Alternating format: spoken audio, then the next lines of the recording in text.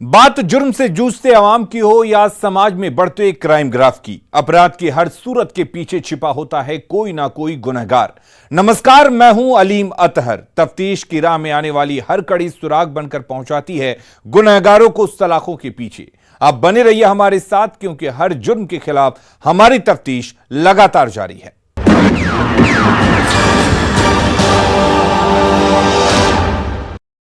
कहीं आपकी जेब में जाली नोट तो नहीं है? जी हां, जिसे आप असली समझकर पॉकेट में रखे हैं, हो सकता है वो नकली हो, क्योंकि बिहार में एक बार फिर से जाली नोट के सौदागरों की चहल पहल तेज हो गई है, जो छोटे शहरों के बाजार में जाली नोट को खपाने का काम कर रहे हैं। पूर्णिया पुलिस ने एक ऐसे ही गिरोह का पर्दाफाश किया है, जो कपड़े की दुकान की आड़ में जाली नोट छापने का काम कर रहे थे और उसे ग्रामीण इलाकों के छोटे बाजारों में खपाने का काम करते थे। लेकिन भनक लगते ही पुलिस ने खेल कर दिया और नकली नोटों के सौदागरों को गिरफ्तार कर जेल की सेल में पहुंचा दिया। देखिए इस रिपोर्ट में कपड़े की दुकान फेक करेंसी के काम का पूरा सच। कपड़े की दुकान में नकली नोटों का कारोबार, देश की करेंसी को बट्टा लगाने की साजिश बेनकाब। 5 लाख की फेक करेंसी के साथ 5 तस्कर गिरफ्तार।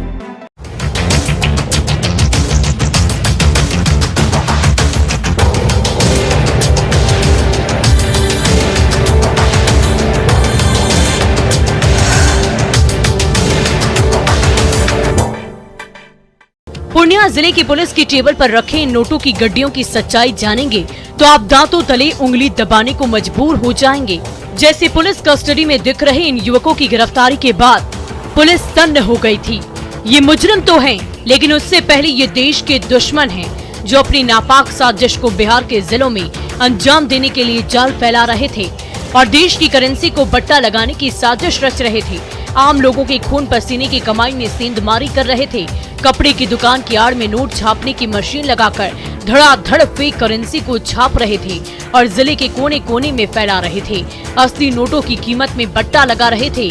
लेकिन जैसे ही पूर्णिया जिले की पुलिस को भनक लगी, पुलिस वालों के कान खड़े हो गए और पुलिस एक्शन में आ गई। बनमनखी और जानकी नगर थाने की पुलिस टीम गठित कर टेक्निकल टीम के साथ बॉर्डर इलाके में छापेमारी के लिए पहुंच गई। सीमा को सील कर जब पुलिस ने हर आने जाने वालों की तलाश लेनी शुरू कर दी, इस दौरान पुलिस ने 2 लोगों की संदिग्ध गतिविधियों को देखते हुए जब उनकी बाइक की तलाशी ली और बाइक की डिग्गी खोलकर देखा तो पुलिस वालों के पांव तले जमीन ही खिसक गए, क्योंकि उस बाइक की डिग्गी में 2 लाख नहीं करीब 5 लाख रुपए थे। जब पुलिस ने नोटों की जाँच पड़ताल शुरू की तो होश फाख्ता हो गए, क्योंकि सभी नोट नकली थे। उसके बाद पुलिस ने दोनों को धर दबोचा और हाथों में हथकड़ी पहना दी। देखिए, हाथों में हथकड़ी लगी है तो दिमाग भी काम करना बंद कर दिया है, वरना ये कहीं न कहीं इन पैसों से अय्याशी कर रहे होते और आम जनता माथा पीट रही होती। लेकिन पुलिस ने सूचना मिलते ही इन दोनों की नापाक साजिश को नाकाम कर दिया। सुनिए। नगर से पूर्णिया की ओर कुछ लोग जाली नोट लेकर आ रहे हैं। बॉर्डर एरिया पर छापेमारी, बॉर्डर एरिया पर घेराबंदी करके हम लोगों ने मोटरसाइकिल सवार 2 व्यक्तियों को पकड़ा और उसके तलाशी लेके तलाशी के क्रम में उनके पास 4,91,000 रुपये बरामद हुए। पूर्णिया और सीमांचल में लंबे समय से फेक करेंसी का कारोबार चल रहा था और पूर्णिया पुलिस को गुरुवार को बड़ी उपलब्धि हासिल हुई है। पुलिस ने जानकी नगर थाना इलाके से 5 फेक करेंसी के कारोबारी को गिरफ्तार किया है। साथ ही 4,91,000 रुपये फेक करेंसी पकड़े हैं। सही सुना आपने, 4,91,000 के जाली नोट बरामद हुए। खास बात यह है कि बरामद नोटों में सभी नोट 100 रुपए के हैं, जो 50 गड्डियां हैं। गिरफ्तार दोनों तस्करों से जब पुलिस ने सख्ती से पूछताछ शुरू की तो हैरान करने वाला सच सामने आया। वो सच ये था कि चोपड़ा बाजार में कपड़े की दुकान में नकली नोट छापने का काम होता है। उसके बाद पुलिस ने दोनों की निशानदेही पर चोपड़ा बाजार में छापेमारी की और तलाशी लेनी शुरू कर दी। पुलिस वालों की आंखें फटी की फटी रह गई, क्योंकि वहां जाली नोटों को तैयार करने का पूरा सेटअप लगा हुआ था। उसके बाद पुलिस ने मौके से 5 जाली नोटों के धंधेबाजों को धर दबोचा। साथ ही साथ पुलिस ने नकली नोट छापने वाले 2 प्रिंटर और मशीन बरामद किए। इनके द्वारा बताया गया कि जानकी नगर में इनके द्वारा प्रिंटर से जाली नोट की प्रिंटिंग की जाती है। इस सूचना के आलोक में हम लोगों ने वहाँ पर छापेमारी करी और 2 प्रिंटर और जो पेपर जिस पर ये लोग प्रिंट करते थे उसको जब्त किया गया। कुल 4,91,000 रुपये इनके पास से बरामद हुआ है जाली नोट, 100 का डिनोमिनेशन का। आपका 5 व्यक्तियों की गिरफ्तारी इसमें हम लोगों ने करी है और अनुसंधान के क्रम में हम लोग आगे जुट गए हैं। उसके बाद पुलिस ने फिर से गिरफ्तार नकली नोटों के 5 धंधेबाज से पूछताछ शुरू की तो पता चला कि ये ज्यादातर छोटे नोटों की छपाई करते थे और ग्रामीण इलाके में इसे खपाने का काम करते थे। इससे पहले ये 3 लाख के जाली नोटों को ग्रामीण इलाकों में खपा चुके थे। पूछताछ में ये पता चला कि ये जाली नोट छापने के बाद इसे अलग अलग लोगों के हाथों में बेचते थे जो इस सिंडिकेट से जुटे हुए हैं। 5 लाख रुपए के जाली नोटों को ये 2 लाख बेच देते थे और इससे अच्छी आमदनी इन्हें होती थी। उसके बाद इस धंधे से जुड़े लोग जाली नोट की खेप को ग्रामीण इलाकों में छोटे बाजारों में खपाते थे। मुख्यतः ये 100 रुपए के ही नोट का जाली नोट प्रिंट करते थे और ग्रामीण बाजार में ही इसका इस्तेमाल ये लोग करते थे, जहाँ पर इनका कहना है कि शहरी बाजार में थोड़ा मुश्किल होता था इस तरह के नोट को चलाना, लेकिन ग्रामीण बाजार में इनका ये खप जाता था। 5 लाख का जो नोट है ये थर्ड पार्टी को 2 लाख रुपए में बेचते थे। 5 लाख का जाली नोट 2 लाख रुपए में थर्ड पार्टी को बेचते थे और उनके द्वारा इसे 5 लाख चलाया जाता था। वे लोग फेक करेंसी बनाते थे और आसपास के पूर्णिया और मधेपुरा जिला के बाज़ारों में खपत करते थे और इससे ये फेक करेंसी का धंधा इन लोगों ने यूट्यूब से सीखा था और उसके बाद इन लोगों ने यहाँ पर फेक करेंसी बनाने का धंधा शुरू किया था। इस तरह 5 लोग मिलकर जाली नोटों के कारोबार को कपड़े की दुकान की आड़ में चला रहे थे और भारतीय करेंसी को बट्टा लगा रहे थे। इसके साथ साथ थर्ड पार्टी को भी नकली नोट छापकर कम कीमत पर बेचने का काम कर रहे थे। लेकिन अब जाली नोटों के सौदागरों का ये जाल जेल की सलाखों तक पहुँच गया है। फेक करेंसी जिन 5 धंधेबाजों को पुलिस ने गिरफ्तार किया है उसमें नीतीश कुमार, गणेश कुमार, सुभाष शर्मा, अमित शाह और मोहम्मद जैनुल शामिल हैं, जिनके दिन और रात दोनों अब जेल के सलाखों में कटेगी। ये कोई पहला मौका नहीं जब पुलिस ने जाली नोटों के जालसाजों को गिरफ्तार किया हो। आंकड़ों पर नजर डालें तो 17 सितंबर 2022 को भी सीतामढ़ी जिले की पुलिस ने कार्रवाई करते हुए नेपाली जाली नोट का कारोबार करने वाले एक दंपति समेत 5 लोगों को गिरफ्तार किया। पुलिस ने इन सभी की गिरफ्तारी नेपाल सीमा पर स्थित मेजरगंज खैरवा गाँव से की, जो नेपाली जाली नोट के धंधे से लंबे अरसे से जुड़े थे। पुलिस ने इनके पास से एक देसी पिस्टल, एक मैगजीन, जिंदा गोली और 5 मोबाइल बरामद किए। साथ ही साथ पुलिस ने जाली नोट बनाने के उपकरण और सामग्री समेत कई तरह के केमिकल बरामद किए। गिरफ्तार आरोपियों में लाल बाबू चौधरी और लाल बाबू चौधरी की पत्नी सीमा चौधरी शामिल हैं, जो नेपाल के रहने वाले हैं और पति पत्नी हैं। दोनों पिछले लंबे अरसे से जाली नोट के कारोबार में हैं। वहीं सुशील कुमार, आफ्ताब आलम, लड्डू मदारी को भी गिरफ्तार किया है, जो मेजरगंज के रहने वाले हैं।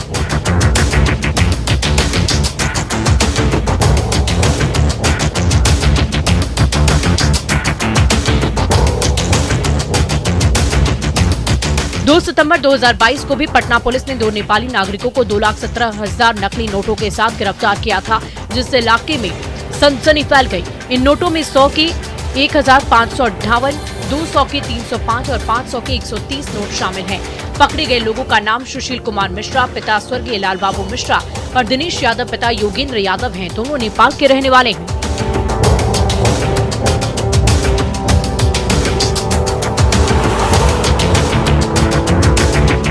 1 जनवरी 2022 को भी पुलिस ने छपरा जिले के कोपा थाना के चौखरा गांव के नीरज सिंह, छपरा के मदरौली निवासी राजू सिंह, छपरा के फिरोजपुर निवासी आलोक भगत और मुजफ्फरपुर के सरैया के बखरा निवासी मोहम्मद असलम को गिरफ्तार किया था, जो नेपाल और बांग्लादेश से भेजी जाने वाली जाली नोटों को बिहार में खपाने का काम करते थे।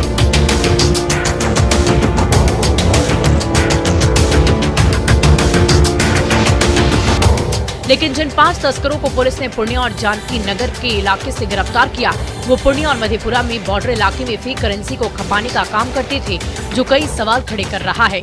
सवाल ये है कि जाली नोटों के सौदागर कब से फेक करेंसी छापने का काम कर रहे थे? नकली नोटों के सिंडिकेट में कौन कौन से लोग शामिल हैं? जाली नोटों का नेटवर्क कहां तक फैला है? क्या पुलिस नकली नोटों के सिंडिकेट को तोड़ पाएंगी? ये वो तमाम सवालात हैं जिनके जवाब पुलिस तलाश रही है और जिले में फैली जाली नोटों के सिंडिकेट को जड़ से खत्म करने की कोशिश कर रही है, क्योंकि आरबीआई की ओर से जारी सालाना रिपोर्ट के मुताबिक साल 2020-21 की तुलना में 21-22 में ज्यादा फेक करेंसी की खेप पकड़ी गई, जो देश के लिए चिंता का विषय है। अगर आपके पास 500 रुपए या 100 रुपए का एक भी नोट जाली आया तो एक झटके में 500 और 100 रुपए का घाटा हो जाता है। ऐसे में आपको असली और नकली नोटों में अंतर जरूर पता होना चाहिए, ताकि आप जाली नोटों के सौदागरों की साजिश से बच पाए। लेकिन सवाल ये है कि ऐसी साजिश पर कब रोक लगेगी? पुलिस जाली नोटों के सिंडिकेट को जड़ से कब खत्म करेगी? आम लोगों को जाली नोटों से निजात कब मिलेगी? न्यूज़ 18 के लिए पूर्णिया से कुमार प्रवीण के साथ ब्यूरो रिपोर्ट।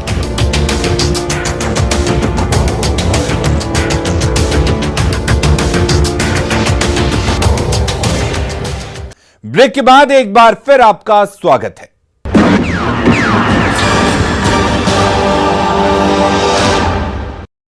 कोयलांचल में एक बार फिर बेखौफ बदमाशों ने पुलिस की सुरक्षा के दावों को भेदते हुए खूनी खेल खेला है, जिससे कोयलांचल में कोहराम मचा हुआ है। इस बार अपराधियों ने एक कारोबारी को अपनी गोली का शिकार बनाया है, वो भी कारोबारी के घर से महज 50 मीटर की दूरी पर, जिसके बाद से पुलिस महकमे में खलबली मची हुई है। घर में मातमी सन्नाटा पसरा हुआ है। कातिल बेखौफ घूम रहे हैं और हर कोई यह जानने की जद्दोजहद कर रहा है कि आखिर ज्योति रंजन का कातिल कौन है, हत्या के पीछे किसकी साजिश है। लेकिन इन सवालों का जवाब ना तो पुलिस के पास है और ना ही परिजन खुलकर कुछ बता पा रहे हैं। ऐसे में ज्योति की हत्या एक अबूझ पहेली बन गई है और हर कोई एक ही सवाल कर रहा है कि ज्योति का कातिल कौन है। कोयलांचल में बदमाशों ने खेला खूनी खेल। कार से घर लौट रहे व्यवसायी को मारी गोली और ज्योति रंजन की जिंदगी खत्म।